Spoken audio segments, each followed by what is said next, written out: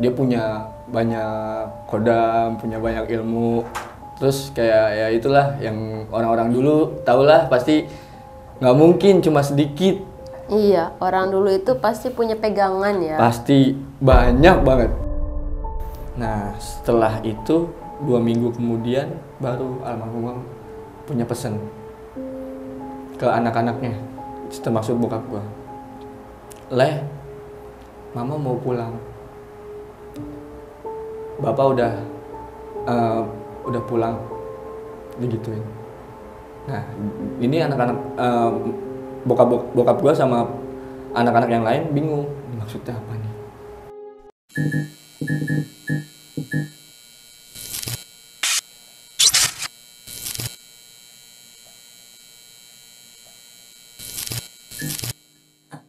Assalamualaikum warahmatullahi wabarakatuh. Kembali lagi bersama gua Sherly di Diary Neng Sherly. Kumaha darah sadayana, semoga kalian selalu sehat dan selalu dilindungi oleh Allah Subhanahu wa taala. Amin ya rabbal alamin.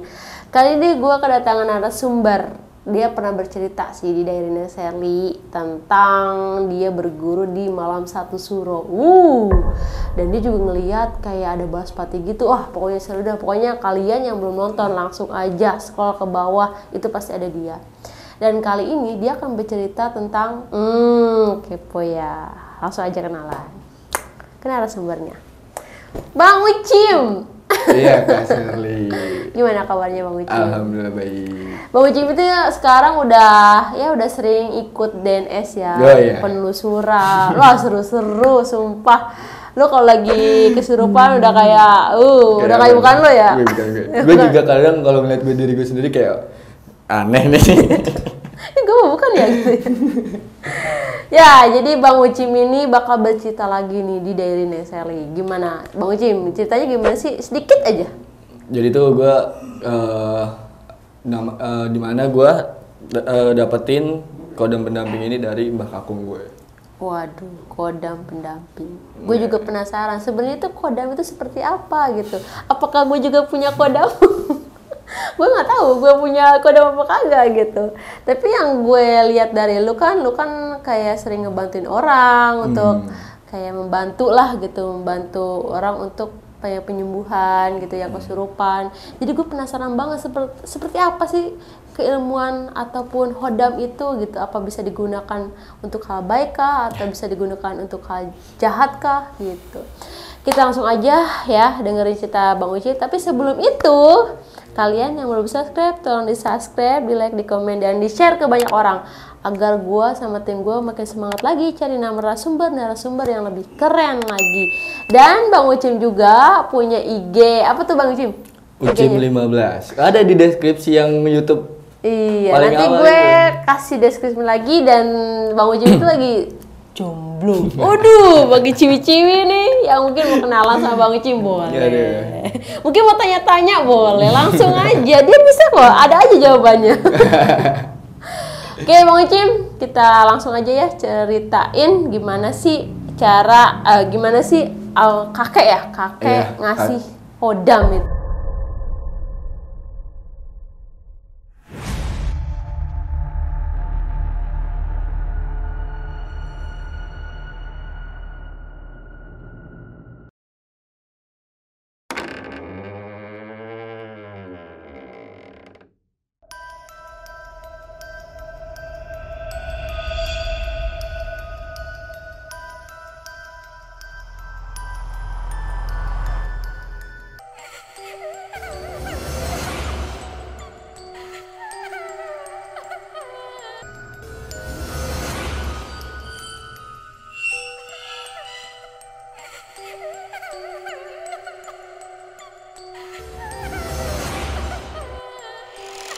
Jadi tuh waktu itu awal gue masih sekolah SMK kelas 2, dimana itu gue masih PKL. Nah pas gue lagi PKL itu mbah kakung gue ini yang dari orang tua dari bokap gue, dia punya banyak kodam, punya banyak ilmu. Terus kayak ya itulah yang orang-orang dulu tahulah pasti nggak mungkin cuma sedikit. Iya, orang dulu itu pasti punya pegangan ya. Pasti banyak banget. Nah, dilalah di mana masa-masa tuanya ini ya apa namanya? Pas dia udah mau pamit, bener-bener pamit mau pergi, sebelum hilang itu, jadi beliau tuh waktu itu sempat hilang di cerita ini. Hilang itu maksudnya sebagai apa tuh? Hilang dia kayak misalkan gini, gue ceritain dari awal. Dia tinggalnya di Pondok Labu bareng sama bude gue itu istri dari kakaknya bokap gue. Nah, dilalah di siang hari itu ini kakek gue ditawarin makan sama bude gue, ditanyain, "Pak, mau makan gak?" "Boleh Ndo, saya mau makan." Ditinggal lah tuh dilalah, ditinggal masak telur. Set, pas dibalik lagi ke kamar udah nggak ada orangnya. Mbah guanya itu udah nggak ada di kamar. Ngilang gitu. Ngilang. Nah, pas bude gua balik lagi ke kamar begitu nyariin nggak ada, dia keluar rumah nyariin di luar, ditanyain tuh orang-orang yang ada di luar. "Mohon maaf, ada yang lihat bapak saya nggak?" "Ada yang lihat bapak saya nggak?" Dilarang, "Nggak ada yang lihat." Nah, pas bude gua udah bingung kayak gitu, dia nelpon orang Cipete, orang-orang rumah gua. Nah, kalau gua tinggal sama nenek gua ya, dari istri pertama beliau. Gue tinggal di Cipete. Nah, orang rumah gue diteleponin satu-satu tuh sama bude gue. "Assalamualaikum, di Cipete ada nggak bapak?" kata dia gitu. "Ada nih, baru datang, baru nyampe." Padahal seumuran beliau yang udah 60 lebih, yang jalannya juga udah berbatah-batah, udah ya susah lah, namanya orang tua jalan gimana sih kalau udah jadi kakek-kakek gitu. Jalan aja itu ke rumah gua ngerembet, pegangan tembok gitu. Cuma bingung bude gua, kok bisa cuma ditinggal goreng telur doang dari Pondok Labu ke Cipete, itu lumayan loh. Kalau dulu kan masih ada naik Metro Mini 610 itu, istilah kata kalau misalkan dari Pondok Labu ke Cipete itu pasti butuh beberapa waktu, ya sekitar 15 menit 20 menit. Ini enggak. Ini 5 menit ya udah nyampe. Gitu. Keren ya. Pas dibilangin, "Oh yaudah nanti saya kata bude gue langsung ngomong, "Ya udah nanti saya ke situ." "Ya udah biarin aja dulu, ntar bapak istirahat di sini nggak apa-apa," gitu. Nah, dilalah pas lagi istirahat begitu, nah almarhumah nenek gue, istrinya beliau masih hidup. Nah, ada perbincangan langit lah ibarat kata gitu ya kan. Ada perbincangan langit, ngobrol mereka berdua. Pakai bahasa Jawa sih, cuma kalau diartiin seperti ini, "Pak, gue udah tua, mau ngapain lagi? Mending pulang." Nah, dalam kutip pulangnya ini nih, itu nggak tahu dah tuh pulang kemana gitu. "Iya, aku mau pulang," kata dia gitu. "Tapi aku harus menitipkan ini semua ke siapa?" Ya, nah almarhumah nenek gue langsung ngomong lagi, "Ya udah, coba anak-anakmu. Kalau emang anak-anakmu nggak ada yang mau, berarti ya udah terserahmu mau taruh di mana," kata dia gitu. "Enggak, aku masih ingat. Aku punya cucu paling tua dan laki-laki paling tua," kata dia gitu. Nah, ya nggak tahu dilalah kalau yang disebut itu gua. Dan di situ umur gua masih 16, masih sekolah SMP kelas 2 kan. Gua masih PKL itu. Nah, dilalah kejadian kayak direbahin gitu mbah gua. Nah, anak-anaknya pada ngumpul tuh. Bokap gua kan emang saudara-saudaranya laki semua tuh. Dari padeh gua yang pertama yang di dekat rumah gua itu yang pertama, terus yang kedua itu yang di Pondok Labu yang tinggal bareng kakek gua. Nah, sama bokap gua anak ketiga dari 4 saudara itu. Nah, ada lagi adiknya bokap gua. Nah, mereka laki-laki semua. Memang dari kakek gue ngomong pun ini harus diturunkan ke laki-laki gitu.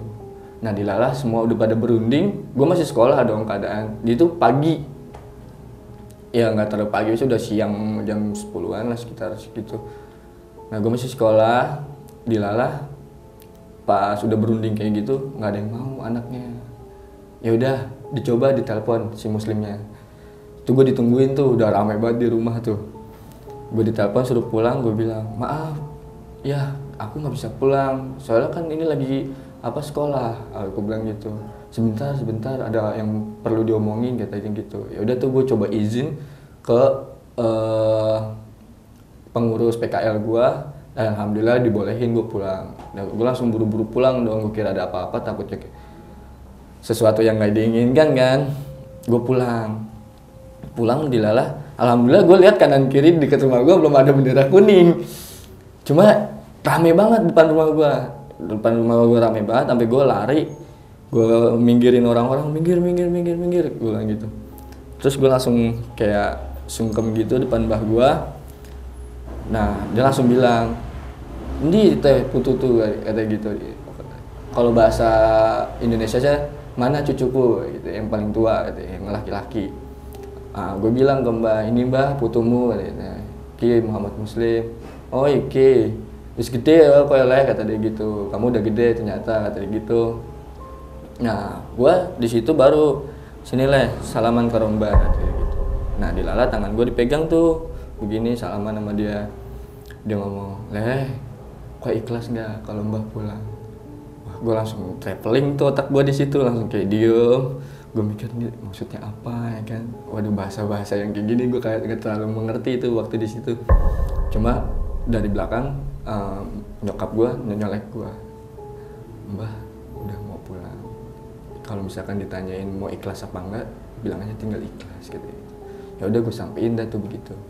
"Mbah, Muslim udah ikhlas. Insya Allah semua cucu-cucu Mbah ikhlas. Kalau emang Mbah udah mau pulang, semoga kalau emang Mbah pulang dengan tenang, pulanglah," gue bilang gitu. "Iya, Mbah mau pulang." Itu pakai bahasa Jawa. Nah dia bilang, "Tapi Mbah mau nitipin sesuatu." "Apa Mbah?" Nah yang tadinya yang nyolek mau nyokap gue, sekarang bokap gue yang nyolek. Dicolek, set, jangan mau digituin. Gue bilang, "Nih jangan mau, kenapa nih?" Gue mikir gitu. "Siap nggak leh?" kata dia gitu. "Apa Mbah?" Aku bilang gitu kan. Gue bilang gitu ke beliau, "Ini Mbah mau nitipin sesuatu yang Mbah punya. Ini karena bapakmu udah nggak mau dan padeh-padehmu nggak mau, lekmu nggak mau, ya mau nggak mau kowe yang sing Mbah turuni," kata dia gitu. Jadi kayak semua anak-anaknya udah nggak mau, berarti kamu nih yang harus saya turunin, kata dia gitu. "Apa nih Mbah yang mau diturunin gitu? Apa yang mau disampaikan ke Muslim? Ntar kamu juga tahu sendiri," dia bilang gitu. "Tapi kalau misalkan untuk begitu kayak jin-jin gitu, Muslim kurang mau Mbah. Muslim lebih baik normal seperti orang biasanya gitu." "Ya tapi kalau nggak kayak gitu, Mbah nggak bisa pulang," dia ngomong gitu. Nah dilalah di waktu itu udah kelar perbincangan itu, udah ditinggal tuh kayak aktivitas biasa. Dilalah jam 3 subuh itu hilang lagi dari rumah gua. Jam 3 subuh tuh. Biasanya tuh teman-teman gua ada tuh yang nongkrong di depan-depan rumah gitu kan. Kan itu diistirahatin di rumah mbah gua, ya almarhumah nenek gua yang di bawah itu. Pas diistirahatin, biasa almarhumah emang beliau alhamdulillah kalau untuk ibadah rajin. Jadi pas bangun mau ibadah sekitar jam 3-an lewat itu, beliau nyariin. Set tengok kanan kiri, cuma bangunin anaknya paling bontot itu gua, om gua. Namanya Harno. Har bangun, digituin. "Ya mak, ada apa?" digituin. "Cari bapakmu," kata dia gitu. Set pas dilihat bangun ke samping, kan tadinya tidurnya kayak ini mbah gua yang almarhumah, kakek gua yang tengah-tengah, baru om gua. Pas ditengok ke samping nggak ada orangnya. Baru beliau om gua itu keluar rumah, nyariin, nanyain sama anak-anak yang nongkrong tuh, teman-teman gua yang keluar. "Mas, ada yang lihat bapak saya nggak? Tadi keluar ke sini nggak?" "Oh nggak ada om, dari tadi nggak ada orang yang lewat, nggak ada Mbah Hadi nggak lewat sini," kata dia gitu kan. "Emang Mbah Hadi lagi di sini?" "Emang orang-orang nggak ada yang tahu, cuma kecuali yang tadi siang itu yang ada di rumah gua." "Iya lagi di sini, cuma sekarang udah nggak ada lagi," kata dia gitu. "Kemana emang?" "Nggak tahu, ini saya lagi nyariin." Ya udah tuh dicari lagi ke depan lagi, kemana nggak ada. Baru tuh dia bangunin semuanya anak-anaknya. termasuk cucu-cucunya semua kan kayak gue juga dibangunin, set dicari bareng-bareng, inian ditelepon lah tuh yang bude gue yang di Pondok Labu itu, ditelepon ditanyain Bati nama bude gue itu Bati, telepon Bati bapak nggak ada lagi nih di sini, bapak ada di sono nggak, digituin. Nggak ada Har, kata dia gitu. Terus kemana ya bapak, coba tanya yang di Ciledug, istri keduanya, digituin. Pas ditelepon di Ciledug nggak ada juga, coba telepon lagi yang di Pamulang, istri ketiganya, telepon juga istri ketiganya di Pamulang, ditelepon nggak ada juga. Nah udah tuh kita udah nggak punya kontekan lagi, istri keempatnya kita nggak terlalu kenal, keluarga gua nggak terlalu kenal sama istri keempatnya beliau. Udah cuma mbah gua abis ambil air wudhu udah mulai jikiran almarhumah, langsung coba telepon adiknya yang di Jogja, katanya. Ditelepon lah tuh orang Jogja, keluarga dari mbah gua, mbah laki gua. Telepon ditanyain, ono opo, kata dia gitu. Ada bapakku nggak di situ, kata dia gitu. Kata om gua tuh yang nelpon, ada bapak aku nggak? Nah dijawab di situ, iya nih baru nyampe, baru duduk, baru dibikinin teh. Itu dari jam 3 pagi sampai kelar subuh. Jogja. Dari Cipete ke Jogja. Itu terbang apa? Gua nggak ngerti. Gua nggak ngerti udah.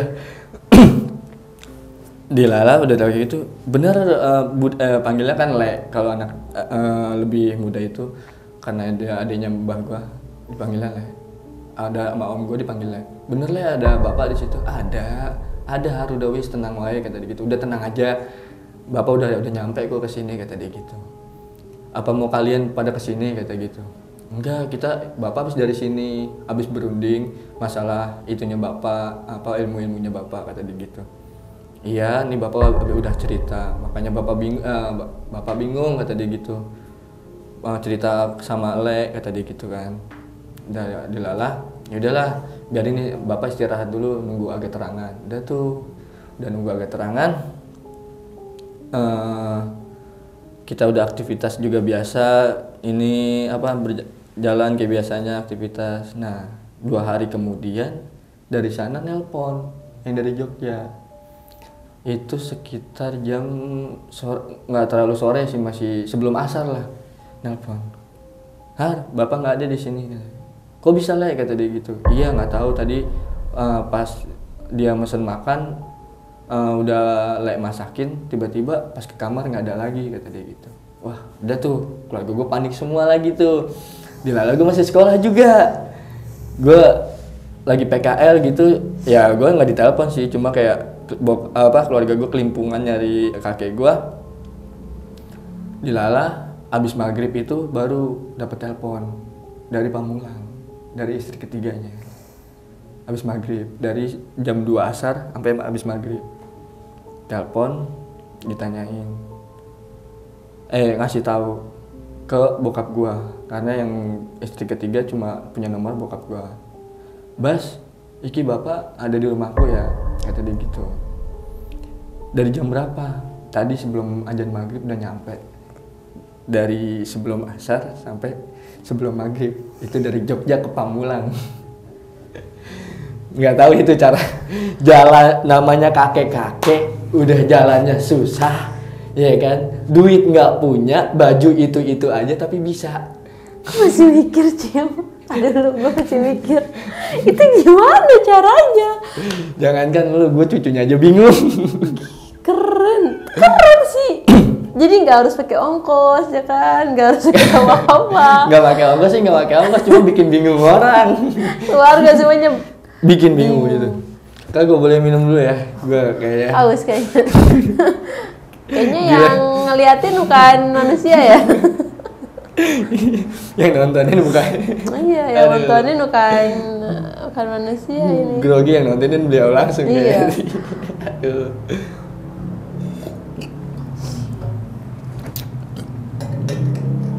Tadi lanjut sampai Pamulang. Tadi lanjut sampai Pamulang, istri ketiganya beliau. Jadi pas di Pamulang itu kita sore malamnya ke sana habis sisa. Kita datang ke sana, di sana juga ada anak-anaknya beliau dari istri ketiganya. Cuma di sana rata-rata ya ada juga sih cucu laki-laki, cuma masih kecil. Nah, di sana kita ngobrolin, kita omongin bareng-bareng sama istri ketiganya juga, sama anak-anaknya juga yang di sana. Tapi nggak ada yang mau. Nah, di situ beliau ngomong, ya udah tenang aja, nggak usah ada yang dibingungin. Semua itu udah saya titipin. Secara tidak langsung saya sudah menitipkannya. Nah di situ anak-anaknya pada bingung. Nah itu ya cucu-cucunya mah palingnya gue cuma numpang ngopi ngerokok doang di depan. Numpang ngopi di depan, ada pembicaraan seperti itu di dalam. Udah tuh udah diomongin masalah itu, kita pulang dah tuh malam itu. Kita pulang sama kejadiannya kayak yang di Cipete. Mau subuh itu orang hilang, udah nggak ada. Dan istrinya yang ketiga itu nelpon bokap gua subuh. Assalamualaikum Bas, bapak nggak ada lagi nih di sini. Terus kemana Bu kata dia gitu. Dari bokap gua ngomong ke mama tirinya. Terus kemana Bu kata dia gitu. Nggak tahu, ibu juga nggak tahu. Tiba-tiba jam 3 itu di kamar udah nggak ada, digituin. Dan kita udah nyari kemana-mana, katanya udah nggak ada gitu. Dilalah, udah setelah itu ya udah kita biarin dah tuh. Mau kemana beliau kita udah pasrah aja, udah nggak bisa diinin lagi. Udah emang waktunya beliau mau pulang lah. Nah setelah itu 2 minggu kemudian baru almarhumah punya pesan ke anak-anaknya, termasuk bokap gua. Mama mau pulang. Bapak udah pulang, digituin. Nah ini anak-anak bokap gua sama anak-anak yang lain bingung, ini maksudnya apa nih? Oh mau pulang ke Jogja mungkin, pulang kampung ke Jogja. Karena kan beliau asalnya dari Jogja dua-duanya. Mbah almarhumah dari Gunung Kidul, kakek gue dari Jogja. Nah, mama mau pulang kampung. Ya kalau kalian punya uang dan kalian gak terlalu sibuk sama kerjaan kalian, gak apa-apa. Ayo kita pulang bareng-bareng sebelum mama pulang. Nah, sampai dibilang begitu, mau pulang kampung sebelum mama pulang. Itu lagi tuh yang dibikin bingung. Ya udah Mak, nanti deh kita cariin uangnya buat ke sana, kan karena ke Jogja nggak cukup uang kecil kan, karena benar-benar sekeluarga mau pulang semua. Ya udah, pade gue berusaha ngomong bilang begini, Mak, duit udah ada, tapi waktunya yang belum ada, aku belum bisa libur. Ya udah nggak apa-apa leh, kata dia gitu. Nanti liburnya pas mama udah pulang aja. Dikasih kode lagi, digituin lagi. Udah tuh makin keringat dingin semua tuh. Akhirnya pada nggak tidur. Pas hari Kamis malam Jumat, benar, yang biasanya beliau udah bangun jam 3, ini nggak bangun sampai subuh, nggak bangun. Pagi-pagi lek gue langsung teriak nangis gitu. Muka mbah gue udah pucat, anak-anaknya dibangunin, gue juga dibangunin semuanya, cucu-cucunya. Mas, mama nggak ada, digituin. Pas kita datengin bareng-bareng, bener. Wah itu udah nangis kejer tuh di situ, sampai gue nggak PKL kan. Ya udah gue akhirnya kabarin orang-orang yang di PKL, gue bilang nggak bisa masuk karena ada keluarga gue yang meninggal. Udah tuh. Jadi keinginan beliau mau pulang kampung itu nggak kesampaian. Nah, yang kode yang tadi dikasih ke padeh gue itu maksudnya. Liburnya setelah aku pulang. Bener, nyata. Dikasih libur dan dia udah pulang. Begitu. Nah, udah berjalan lama, tuh gue masih belum ngerasain ada keganjelan apa, ngerasain apa. Nah, yang masih ingat yang gue cerita di YouTube lu tuh, yang gue berguru di Malam Satu Suara itu, gue belajar itu akhirnya. Belajar itu dan guru gue pun ngomong, sebenarnya kamu udah punya background di belakang kamu. Kamu ini udah punya background. Nah, gue belum ngerti tuh pas beliau ngomong seperti itu. Background yang dimaksud guru gue itu apa? Gue bilang gitu. Maksudnya background apa nih, Cang? Gitu. Ntar juga lu tahu sendiri. Udah lu tinggal jalan ikutin aja latihan ini. Ntar kalau suatu saat lu udah dapat waktunya, ntar lu bakal ngerasain sendiri gitu. Udah, oke lah, gue ikut latihan tuh yang ilmu itu. Di sampai puncaknya, sampai gue ikut ke Bogor itu, baru tuh gue ngerti. Oh, ternyata gue bisa tiba-tiba ngelihat ini, kebuka semuanya, kayak gue ngelihat itulah, ngelihat panas pati, ngelihat ini gitu, sampai yang buat nganuin orang yang kesurupan gitu. Nah, setelah gua udah umur 24 ini nih, yang abis podcast itu, gua kan ngilang 6 bulan tuh. Berkelana. Jalan-jalan guys. Gua berkelana. Nggak berkelana sih, maksudnya kayak emang gua udah ada panggilan sama om gua dari nyokap gua, adiknya nyokap gua. Gua datang ke Tangerang, ke sana, gua bilangin sama om gua, Om, Ucim udah siap. Benar udah siap, benar. Yaudah, jalanin ini dulu. Kayak ada yang jalanin suruh ini dulu. Yang itu apaan? Itu kayak seperti puasa. Terus ada jikiran yang harus dibaca gitu. Oh siap, gue bilang gitu. Nah setelah gue udah ngejalanin itu, ditanyain lagi, beneran yakin udah siap? Siap om. Kalau udah siap, perjalanan baru mau dimulai. Gue kira itu udah dimulai, ternyata belum apa-apa. Pemula itu ya, pemula. Mending pemula ke pendaftaran. Pendaftaran bener. Oke. Terus Ucim harus kemana om? Gue bilang gitu. Ucim kesini, ke Jambi, temuin bapak ini. Tapi kalau bisa jangan sebut nama om, tapi sebut nama majelisnya. Oke, gue jalan tuh ke Jambi, dikasih perbekalan ya, uang lah buat gue kesana. Itu gue ngajak murid-muridnya om gue. Nggak ngajak sih, emang udah beliau om gue udah nyuruh 4 muridnya untuk ngawal gue. Nggak ngawal, saya nemenin buat kesana. Nah gue berangkat tuh, tapi naik naik mobil, nggak naik pesawat karena budget minim. Ya udahlah, gue paksain. Dan di situ gue diajarin kayak dimana semua apa-apa harus diserahkan sama yang Maha Kuasa. Mau nggak ada duit, mau nggak makan, harus tetap jalan, bisa nemuin apa yang disuruh gue temuin. Udah, gue jalan tuh dengan budget minim, gue jalan sampai sana. Satu hari satu malam gue udah nyampe.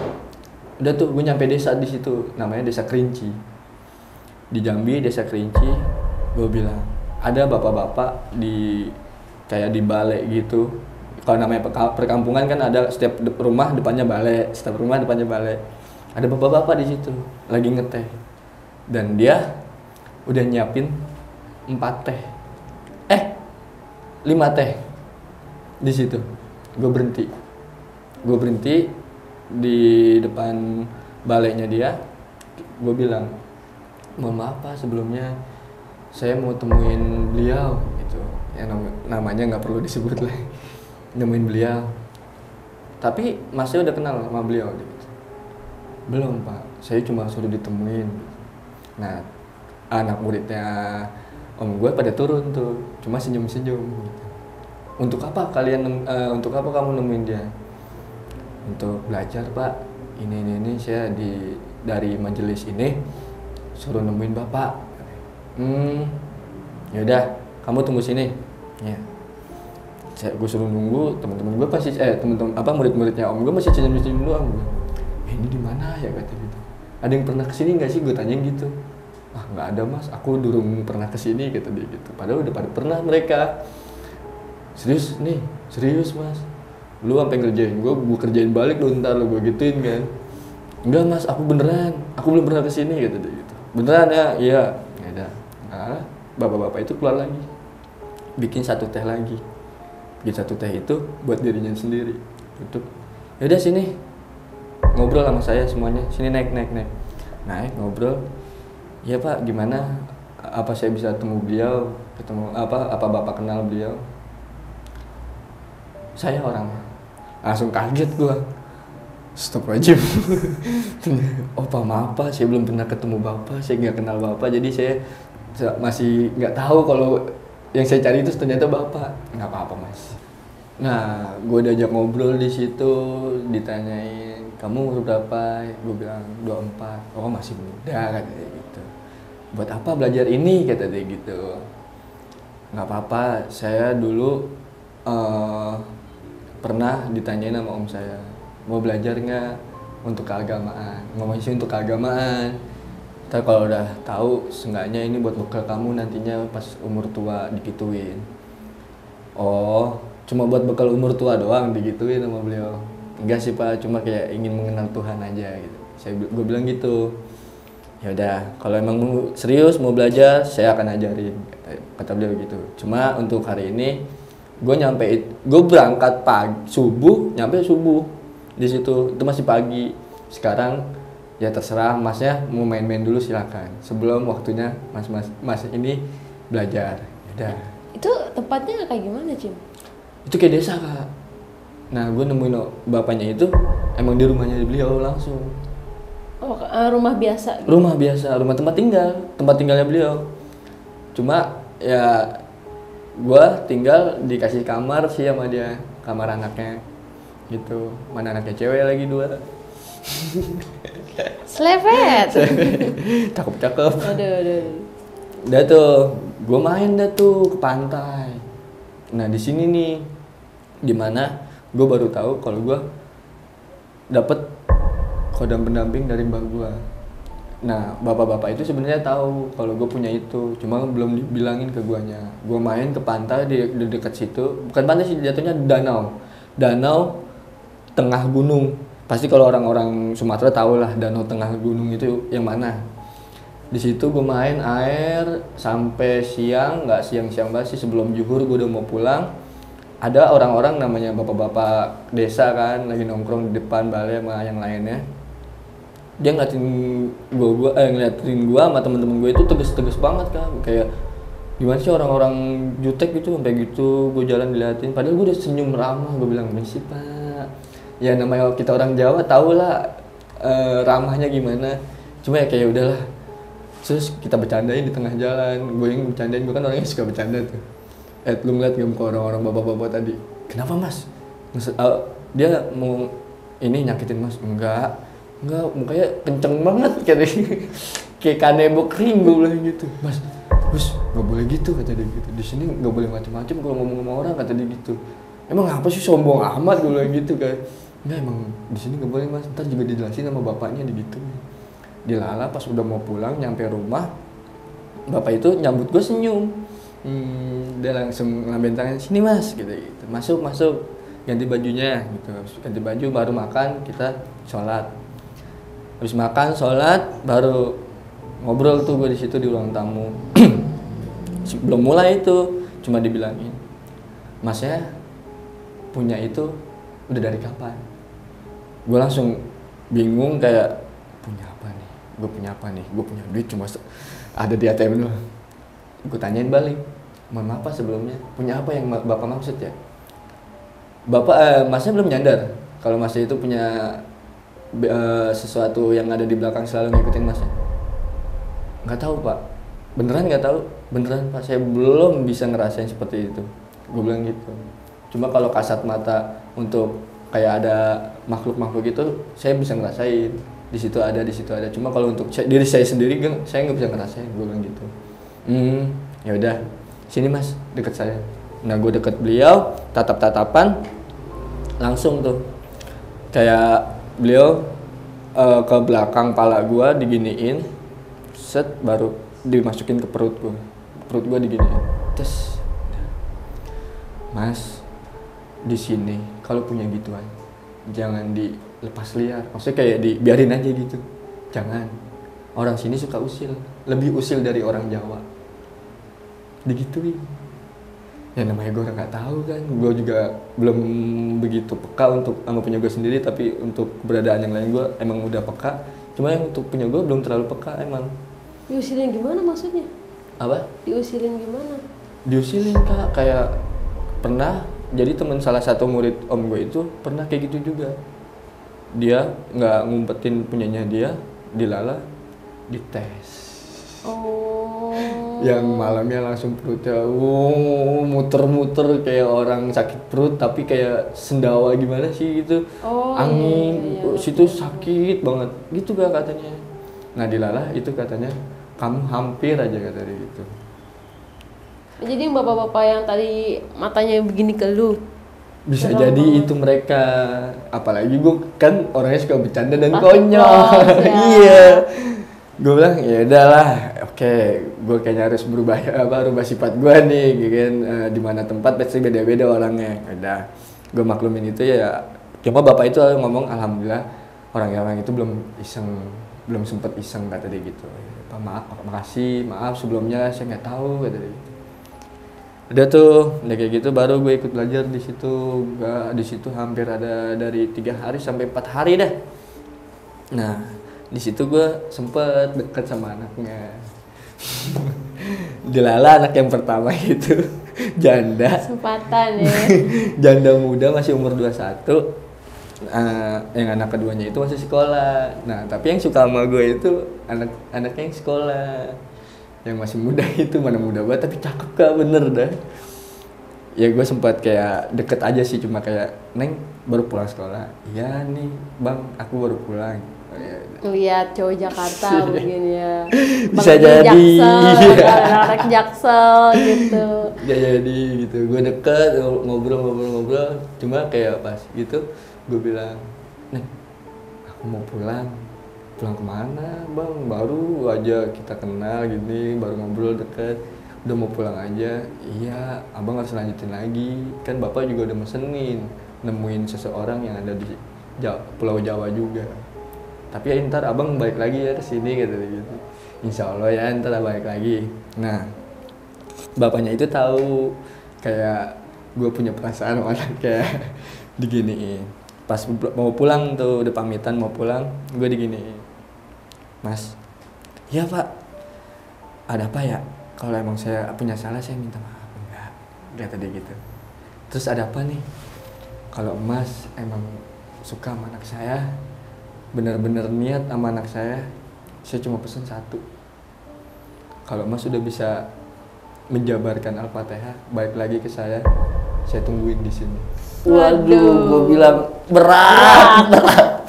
Berat itu berat. Emang nggak, dia bilang nggak ngomongin mahar, tapi ngomongin kayak gitu maharnya ya Allah berat ya Allah. Berat itu berat.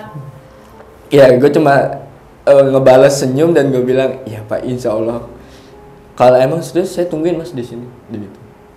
Oke Pak, Insya Allah. Ntar saya kabarin saya bakal kesini lagi kalau emang saya serius. Gue bilang gitu. Udah, gue langsung pulang tuh. Tapi lu di situ nggak disuruh apa-apa gitu? Enggak. Cuma belajar yang diajarin sama yang ada dipelajarin di majelis itu. Jadi om gua punya bapak. Nah, bapaknya itu lulusan pesantren dan bikin majelis. Nah, murid-muridnya itu termasuk beliau. Jadi yang murid-murid yang sekarang murid-murid bapaknya om gua itu yang gua harus temuin itu. Murid-murid yang biar kata udah dengkot lah. Nah dari Jambi itu gue berangkat pulang tuh kak. Wah temen gue sampai mukanya pusing, nggak punya duit ini itu. Gue juga pulang dilala pas ke ATM. Duit nggak segini lagi, cukup nggak ya kan? Enggak lah, yakin gue bisa. Gue mau nuntut ilmu pasti ada aja jalannya, gue bilang gitu. Dan tuh gue pulang.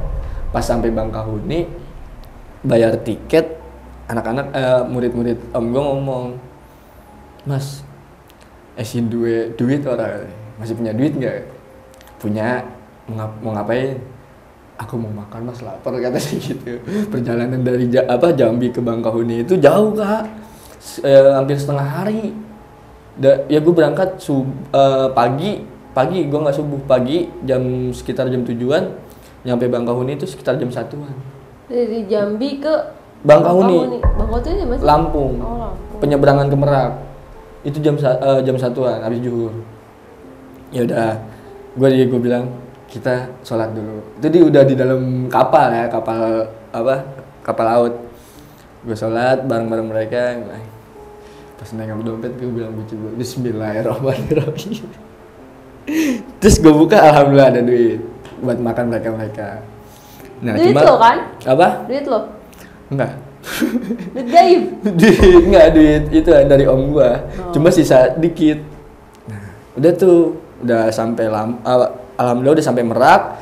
Di Merak, mau keluar Merak itu tiba-tiba mau kayak supir yang bawa mobilnya ngomong, "Mas, ini kayaknya udah nggak kuat deh. Bensin udah mau habis," kata dia gitu. Yaudah, kita cari pom bensin. Itu duit tinggal 50 ribunya. Gue bilang, gue mikir senang, ntar gue kan ke Tangerang, tinggal minta duit lagi. Udah sampai pom bensin, gue isi bensin, jalan lagi, nyampe ke Tangerang, balik lagi ke tempat majelis itu. Tempat majelis, ditanyain sama om gue, gimana di sana, kata dia gitu. Alhamdulillah om, ya kan. Enggak, Mas Ucim jorok, kata dia gitu. Ngapain? Gak pernah mandi di sana.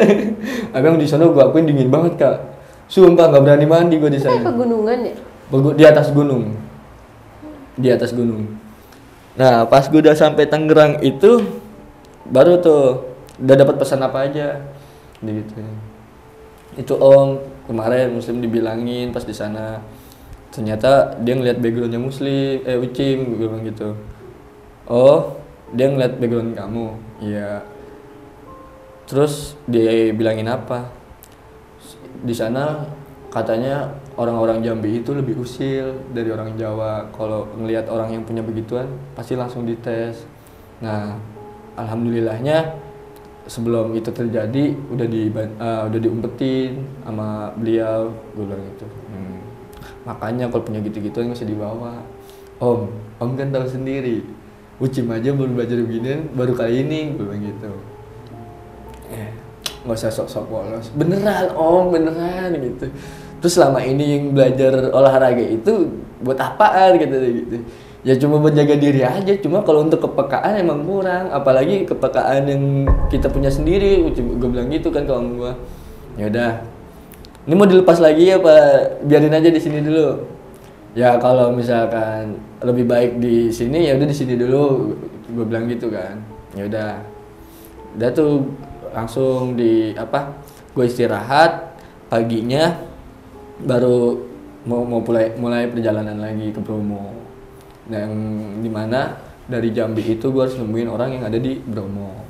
Gue jalan tuh di Bromo, apalagi gue mikir kan di saat itu yang lagi ada longsor Gunung Merapi itu kak, itu lagi kejadian itu. Gue mikir ini bisa nggak ya nyampe sono ya, gue bilang gitu. Udah jalan aja yang penting ini. Nah pas gue jalan ke sana ke Bromo, terus nyampe langsung gue salaman. Nah kali ini mereka nggak usil, langsung ngasih tauin, Mas tuh beliau orangnya yang harus ditungguin. Nah beliau lagi ada di depan rumahnya di bangku panjang gitu lagi ngopi. Gue langsung datengin ke beliau, gue bilang Assalamualaikum pak. Waalaikumsalam. Oh cah ganteng, kata dia gitu. Dari ini ya majelis ini disebutin tuh. Iya. Gue bilang ini udah kontek-kontekan, ini paling dari WA gitu.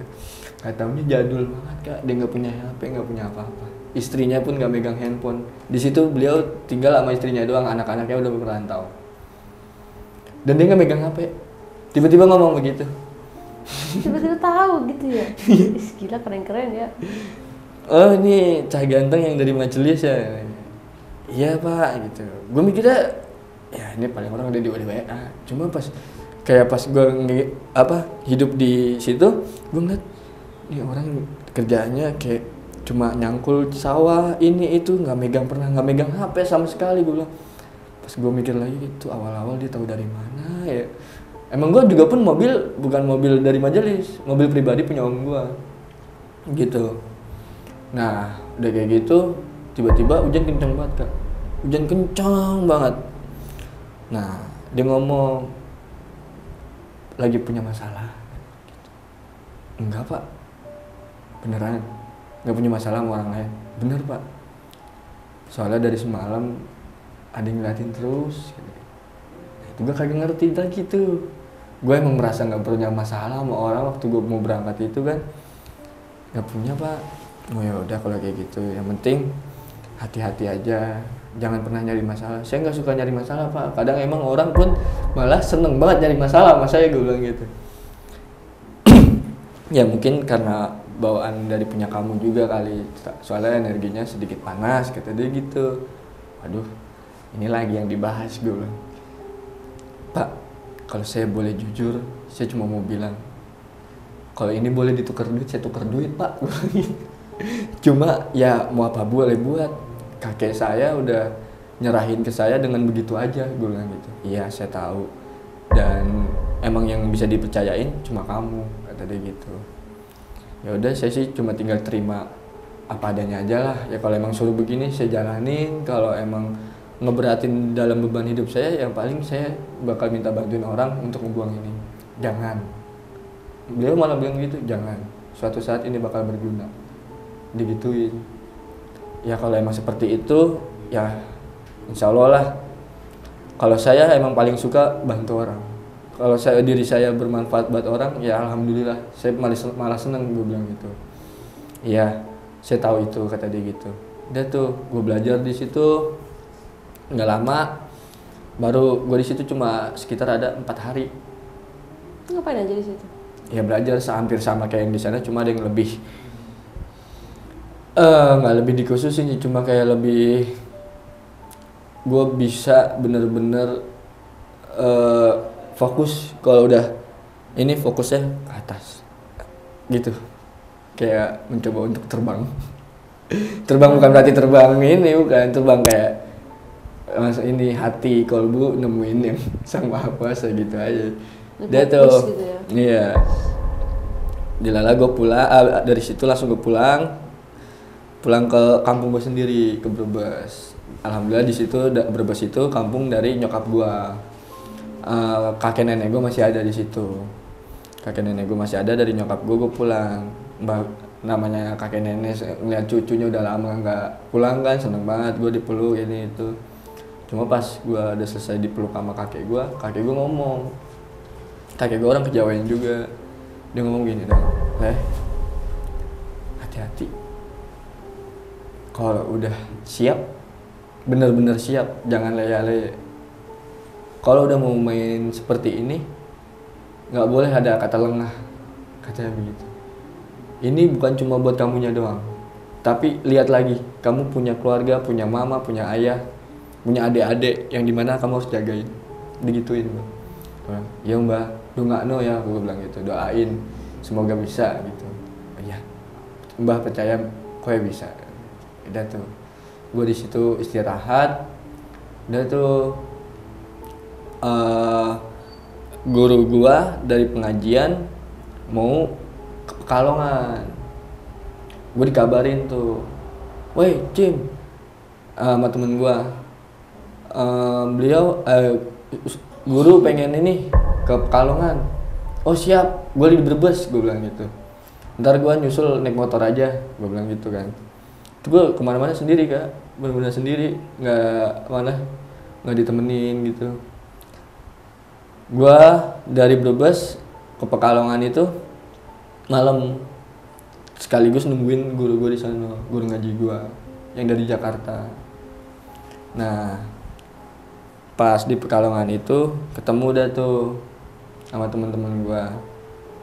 Nah, di perjalanan pas Pekalongan itu baru ini cerita yang paling ajaib.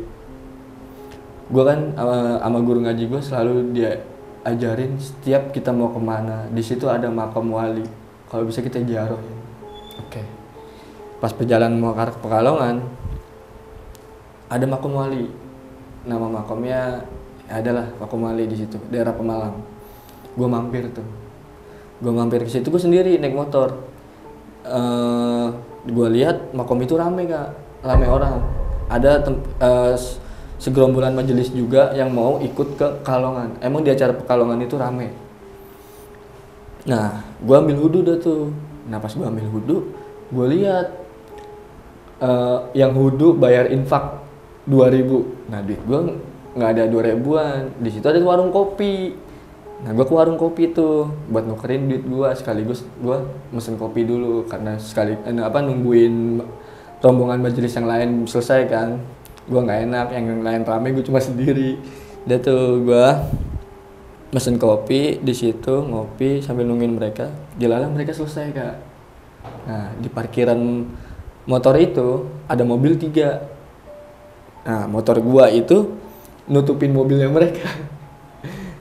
Nutupin mobil mereka nyamperin gua. Assalamualaikum Ustadz. Namanya gua bukan Ustadz ya, gua pura-pura bego aja. Ini orang manggil siapa lagi, tapi kok di warung gua doang. Manggil lagi, Assalamualaikum Ustadz. Gua nengok kanan kiri masih pura-pura bego. Assalamualaikum Ustadz, kita manggil Ustadz, kita gitu. Masnya manggil saya? Iya Ustadz. Mohon maaf mas, saya bukan Ustadz. Saya orang biasa, saya bukan orang pondok, gue bilang gitu kan. Enggak, mau nanya, tadi di dalam baca apaan? Gue mikir lagi, gue belum ke dalam enggak? Itu bener-bener gue belum ke dalam, masih yang tadi gue bilang gue baru ambil air wudhu, baru ngopi, nungguin mereka kelar, berarti kan gue belum ke dalam. Gue ngopi, saya belum ke dalam. Ah bohong nih Ustadznya, bener. Maaf mas, kalau bisa jangan manggil saya Ustadz, saya malu, kayak bilang gitu. Bener. Itu saya manggil apa? Manggil aja mas juga gitu, apakah akang, nggak apa-apa, jangan Ustadz, saya malu, bener, saya malu. Yaudah, akang tadi di dalam cuma sendirian pas depan makom. Saya belum ke dalam mas. Sampai mereka tuh nekenin banget kayak bohong nih masnya. Bener, kalau nggak percaya nih akang tanya tukang kopinya, gue bilang gitu. Kang kopi, gue bilang gitu kan. Ya ada apa mas? Saya ini ngopi baru sebentar kan. Iya, kopinya juga baru panas tuh. Pegang kalau nggak percaya kopinya, gue bilang. Gue suruh pegang tuh gelas gue, emang masih panas. Orang gue baru nyundut rokok gue masih setengah. Nih kalau nggak percaya rokok saya baru saya bakar, gue bilang gitu. Bohong, orang masih akangnya udah dari dalam, tadi saya ngeliat di tengah-tengah makom gitu. Waduh, akang salah ngeliat kali. Bener, akang pakai seragam ini, pakai celana ini, pakai peci ini gitu. Saya belum ke dalam mas, gue bilang gitu. Kalau nggak percaya tanya. Bener. Terus emang sebenarnya akang mau kemana, digituin kan gua. Saya mau ke Pekalongan. Mau ke ini ya? Iya. Yaudah barengin aja sama saya naik mobil, kata gitu. Nggak usah, nggak perlu, saya bawa motor sendiri, gue bilang gitu kan. Nggak apa-apa, motornya tinggal sini. Lah motor gue tinggal sini ntar hilang gimana ya kan. Nggak usah deh, saya naik motor aja. Enggak, udah bareng kita aja, nggak apa-apa, kita ngalap berkahnya. Nggak berkah sama gue pendosa, apa yang mau diberkahin, gue bilang gitu kan. Ya udah, saya mau ke dalam dulu aja deh gitu. Lah bukannya udah ke dalam? Buset dari bocah banget amat kalau dibilangin ya. Dikata gue belum ke dalam. Belum Kang, ini baru saya mau ke dalam. Saya baru mau ziarah, kita bilang gitu. Ya udah. Jelalah baru dah tuh gue ziarah. Gue ziarah sendirian, baca doa kelar. Itu bener-bener majelis itu rombongan. Ternyata yang punya mobil 3 itu masih nungguin depan motor gue Kak. Gue keluar dari makom ya kan, bayar kopi ngabisin kopi, gue jalan ke parkiran. Gue bilang, ya Allah ini orang ngapain lagi nungguin gue. Saya saking pedenya begitu kali. Maaf Kang, kita mau ngambil motor. Oh ini motor akang kayak gitu. Iya. Emang ini kuat sampai Pekalongan. Emang gue pakai motor tua dari Brebes itu. Kuat Kang, insya Allah, kita bilang gitu. Serius? Iya. Emang nggak mati? Enggak sih, tadi cuma sempat ada problem di depan. Saya juga bingung. Dan itu sebelum makom itu ada pom bensin Kak. Gue isi bensin di situ. Nah depan makom gue berhenti. Padahal baru isi bensin, mati tiba-tiba di depan makom itu yang tadi gue ziarahin. Itu nggak tahu kendala apa, sampai gue udah keringetan, sampai wah keringetan dari ujung paha ke ujung kaki itu nyala motor kagak nyala. Cuma pas gue liat gini, oh makom, oh disuruh ziarah. Oh iya lupa suruh mampir. Ya udahlah, udah tuh. Gitu gue bilang, gue lanjutin lagi tuh. Ya udah Kang, saya lanjut jalan ya. Nggak usah, udah motornya tinggal sini aja, ntar daripada mati lagi kata dia gitu. Nggak usah, nggak apa-apa, ayo naik mobil kita. Oh nih mobil lu ya, maaf ya kalau nutupin gue lagi. Dalam hati gue begitu ya. Ya Kang, maaf ya kalau mau kita nutupin jalan. Nggak apa-apa, udah nggak apa-apa, pindahin aja. Saya naik bareng kita digituin. Nggak Kang, udah saya sendiri aja nggak apa-apa. Nah, gue jalan tuh, gue lanjutin. Gue buka jalan duluan. Gue jalan pelan-pelan. Itu mobil masih di belakang gue, Kak, ngikutin buntut gini sampai Pekalongan. Diikutin bener-bener gue. Di belakang gue kagak mau nyelip segini amat. Motor tua sekencang apa sih, Kak? Itu mobil bener-bener di belakang gue, nungguin gue jalan gitu. Pas udah sampai Pekalongan, ada makom lagi. Emang guru gue udah mesenin, Cim, lu ke makom ini, ke makomnya beliau. Kalau lu mau ke tempat itu, harus ke makom itu dulu. Oke, gue ke makom itu. Ternyata yang di makom itu lebih banyak lagi, Kak. Itu kalau yang tadi cuma 3 mobil, ini pariwisata berjejer. Mobil-mobil bis-bis pariwisata itu nggak tahu itu dari daerah mana itu jauh banget. Itu pakai mobil pariwisata semua. Nah, gue ngopi lagi tuh. Gue bilang, wah ini nggak bakal putus-putus nih kalau gue nungguin mulu.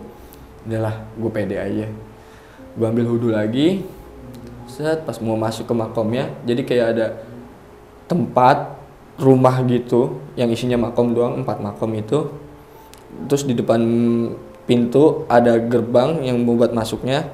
Nah, gue baru masuk gerbang itu, gue lihat itu udah ramai banget dalam enggak. Itu nggak tahu majelis mana aja, nggak tahu orang dari mana aja, itu ramai banget. Ya udahlah, gue sebagai orang yang sendiri gitu ya kan, ya gue cuma di depan pintu aja deh. Yang penting gue ngalah berkahnya aja. Gue ziarah di situ karena gue malam kan, agak ngantuk juga, ziarah jadi sambil merem gitu. Udah agak ngantuk sambil doa merem. Pas melek tiba-tiba terus ada yang jemaah yang bawa itu orangnya kayak muka Arab, kayak habaib gitu. Beliau ngelewatin gua. Ahlan wa sahlan Ustaz gitu. Ih, ini orang aneh banget nih gue gitu. Gue udah dipanggil Ustaz berapa kali nih gue gitu. Iya Bib, kita gituin kan. Ayo kita datang ke sana bareng-bareng kata dia gitu. Ya Bib, antum duluan. Gak apa-apa, ayo bareng jamaah sama ana kata dia gitu. Ya Bib, gue lihat belakangnya, buset jamaahnya banyak banget, Kak. Ibu-ibu ada, yang muda-muda juga ada, yang cakep-cakep ada, laki juga. Tapi ya kan? Enggak Bib, kita sendiri aja. Antum punya jemaah kata dia gitu. Enggak Bib, kita sendiri gitu. Oh, ya udah makanya bareng kita aja. Ayo antum naik mobil bareng kita biar jemaah naik di pariwisata kata gitu, bis pariwisata. Nggak usah Bib ya kan. Yaudah, Anda duluan ya. Iya Bib, awan udah tuh. Salaman semua berderet itu kan majelisnya, salaman. Gue bilang, ya alhamdulillah udah ada yang kosong gitu kan. Pas gue mau masuk, dilalah gue nengok ke kiri. Itu yang depan pagar itu udah banyak orang juga kan. Gue bilang, wah gue di sini berdiri dari tadi udah kayak orang gila berarti. Bener-bener berdiri gue ke depan pintu nyender gimana sih begini kayak orang ngantuk gitu, depan pintu nyender aja. Ya udah tuh baru gue masuk ke makom selesai baca doa, udah gue ikut ke Pekalongan baru datang ke tempat itu Pekalongan itu. Nah di situ baru gue ketemu sama guru-guru gue ceritain dah tuh sama guru ngaji gue, tadi kita begini ajib katanya. ajib kata gitu. Istirahat 3 hari kemudian guru gue yang nelpon, bukan guru gue sih, adik gue tepatnya. Adik gue nelpon, yang namanya gue perjalanan 6 bulan itu ya kan di luar, nggak tahu keadaan rumah. Adik gue nelpon tiba-tiba, banyak juga yang dititipin ya katanya gitu. Gimana nih Tat maksudnya kita bilang gitu kan. Ini gue dapat seberapa bagian nih katanya gitu, ada 4 biji katanya. Udah gue simpenin semua.